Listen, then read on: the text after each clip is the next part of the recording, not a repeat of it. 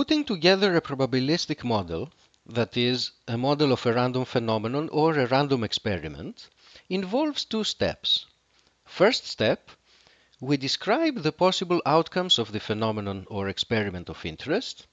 Second step, we describe our beliefs about the likelihood of the different possible outcomes by specifying a probability law. Here we start by just talking about the first step, namely the description of the possible outcomes of the experiment.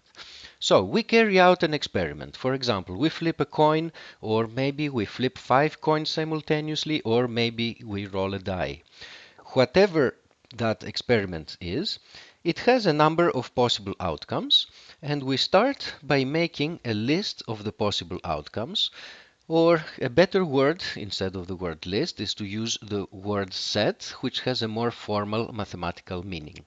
So we create a set that we usually denote by capital omega.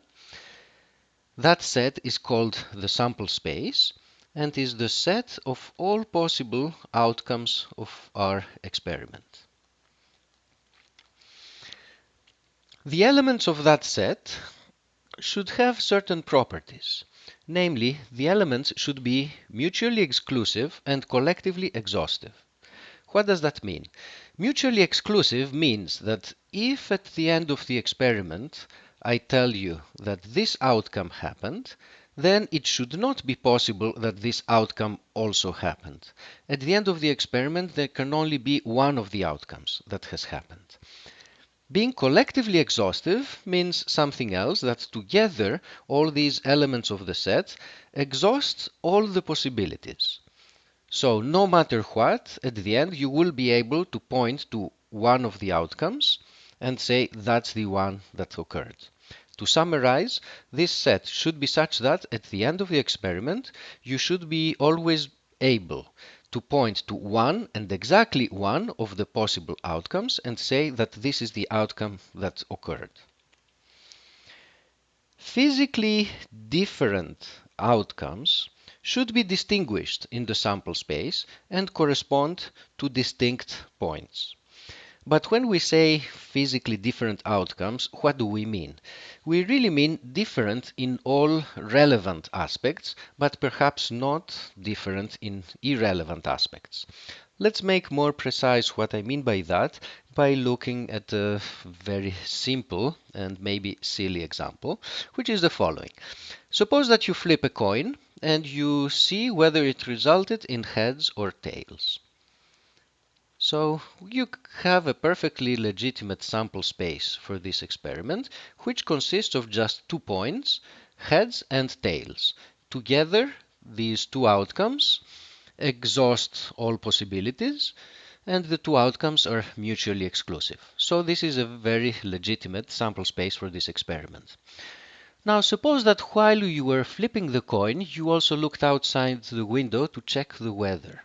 And then you could say that my sample space is really heads and it's raining. Another possible outcome is heads and no rain. Another possible outcome is tails and it's raining. And finally, another possible outcome is tails and no rain.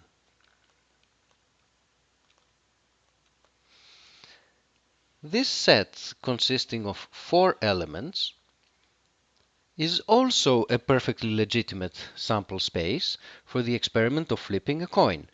The elements of this sample space are mutually exclusive and collectively exhausted. Exactly one of these outcomes is going to be true or will have materialized at the end of the experiment. So which sample space is the correct one? This sample space, the second one, involves some irrelevant details, so the preferred sample space for describing the flipping of a coin, the preferred sample space is the simpler one, the first one, which is sort of at the right granularity given what we're interested in. But ultimately, the question of which one is the right sample space depends on what kind of questions you want to answer.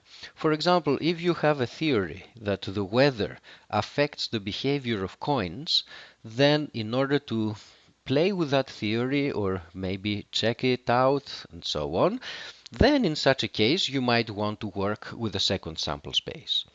This is a common feature in all of science. Whenever you put together a model, you need to decide how detailed you want your model to be, and the right level of detail is the one that captures those aspects that are relevant and of interest to you.